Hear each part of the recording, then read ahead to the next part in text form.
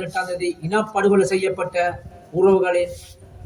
செய்யப்பட்டவர்களின் உறவுகளே, ஏனைய உறவுகளே, என்னை பொறுத்தவரையில் இந்த வடமராட்சி கிழக்கு மண்ணிலே முதலாவது நடைபெற்ற இனப்படுகொலை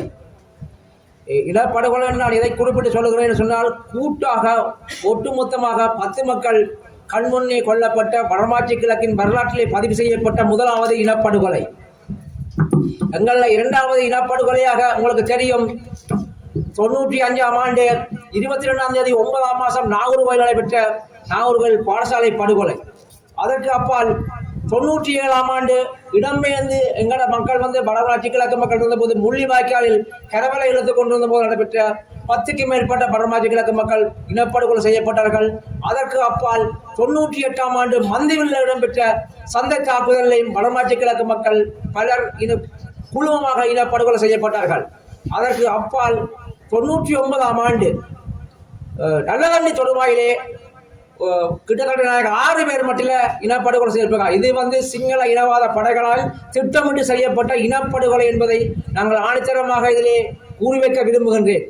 இந்த கட்டக்காட்டு இனப்படுகொலை சம்பந்தமாக 2002ஆம் ஆண்டு நாங்கள் மீளக்குடியிருந்த காலத்திலே, 2004ஆம் ஆண்டு சுனாமிக்கு உட்பட்ட காலத்திலே விடுதலை புலிகளின் அரும்பொருள் காப்பகத்துக்கு பொறுப்பாக திரு டேனியல் அவர்களோடு கதைச்சு, நாங்கள் வடமராட்சி கிழக்கில் இடம்பெற்ற முதலாவது இனப்படுகொலை கட்டக்காடு என்பதால் இங்கே ஒரு தூவி கட்டுவதற்கு நாங்கள் ஏற்பாடு செய்திருந்தோம். அந்த நேரத்தில் அது தற்கால அந்த ஏற்பட்ட சில பிரச்சனை காரணமாக நாங்கள் அதை செய்ய முடியாமல் போட்டது. அதற்கு அப்பாலும் நாங்கள் மீளக்கூடிய 2010க்கு பிற்பாடும் பல முயற்சிகள் செய்து அது கைகூடாமல் போனதில் இன்றைக்கு நான் மிகவும் மகிழ்ச்சி அடைகின்றேன்.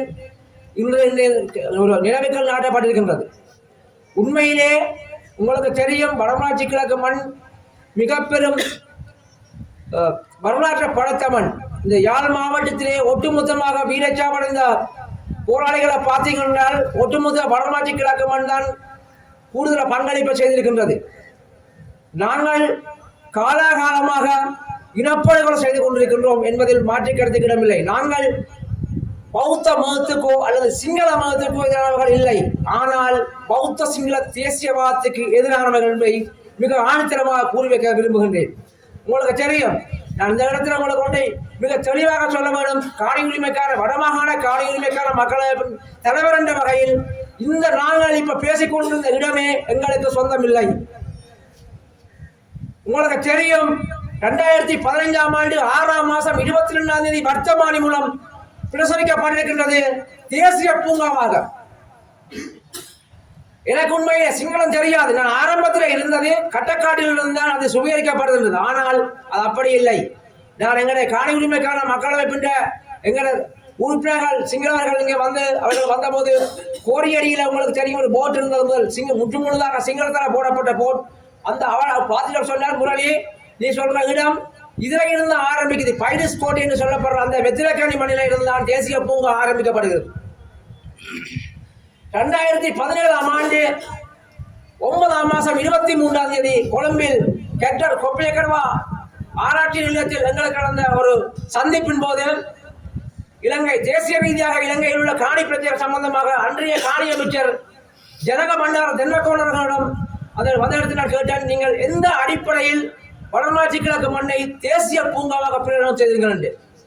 நான் அவருக்கு தெளிவாக சொன்னேன், அந்த மண்ணில நரிகையும் பண்டிகையும் மானையும் தவிர எந்த ஒரு மிருகமும் அங்கு இல்லை என்று.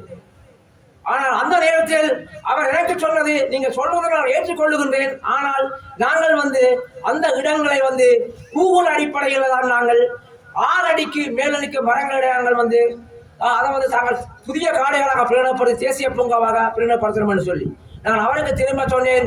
இந்த பிரதேசத்தில் இருந்து 91ஆம் ஆண்டு 14ஆம் தேதி 7ஆம் மாதம் சிங்கள கடற்படை ஆணையரவை கைப்பற்றுவதற்காக வெத்திலக்கணிக்கு தரையிறக்கப்பட்ட போது இங்குள்ள மக்கள் அனைவரும் இடம்பெயர்ந்து சென்றார்கள். கிட்டத்தட்ட 29 ஆண்டுகளாக மக்கள் இல்லாத பிரதேசத்தில் அங்க உள்ள மரங்கள் 6 அடி இல்லை 60 அடிகளாக இருக்கும். இதை நீங்கள் தேசிய பூங்காக்க முடியாது என்று சொல்லி அதற்கு அவர் சொன்னார், நிச்சயமாக நீங்க சொல்றதை நான் ஏற்றுக்கொள்ளுகின்றேன். ஆனால் இது ஏற்கனவே வர்த்தமானில் பிரசுரிக்கப்பட்டது. இந்த வர்த்தமானி பிரசுரித்து மீளப்படுவதாக இருந்தால் பாராளுமன்றத்தில் 3/2 பெரும்பான்மை இருக்க வேண்டும். அந்த நேரத்தில் அது சாத்தியப்படாது என்று எனக்கு சொன்னார். ஆனால் இன்றைக்கு உங்களுக்கு தெரியும், இந்த ஜேவிபி என்ற என்பிபி என்ற அரசு, ஜேவிபி என்ற மறுமுகமான என்பிபி அரசு 159 பேர்களை பாராளுமன்ற உறுப்பினர்கள் வைத்திருக்கிறார்கள். இவர்களால் இந்த வர்த்தமானியை ரத்து செய்ய முடியும். இந்த வர்த்தமானியை ரத்து செய்வதற்காக நீங்கள் கடுமையான அழுத்தத்தை கொடுக்க வேண்டும். இல்லை என்றால் இன்றைக்கு நாங்கள் பேசிட்டு போகலாம், நாளைக்கு நாங்கள் இல்லாமல் போகலாம். ஆனால் இந்த மண்ணிலிருந்து அத்தனை மக்களும் அடித்து துரத்தப்படுவீர்கள். தேசிய பூங்காவுக்குள்ள மக்கள் வாழ முடியாது, எல்லாம் சட்டம் சொல்லுகின்றது. உங்களுக்கு தெரியும், நான் நினைக்கிறேன் 2019 நினைக்கின்றேன், கட்டக்காடு பள்ளிக்கூடம் இடம்பெயர்ந்த போது அங்கே இருந்த போது அந்த பள்ளிக்கூடத்தில் ஒரு மீட்டிங் நடந்த தேசிய பூங்கா சம்பந்தமாக அதை நான் கடுமையாக எதிர்த்தோம். ஆனால் அன்று வந்தவர்கள் சொன்னார்கள், கட்டாயம் தேசிய பூங்கா வேணும், எங்களுக்கு அபிவிருத்தி வேணும் என்று சொல்லி.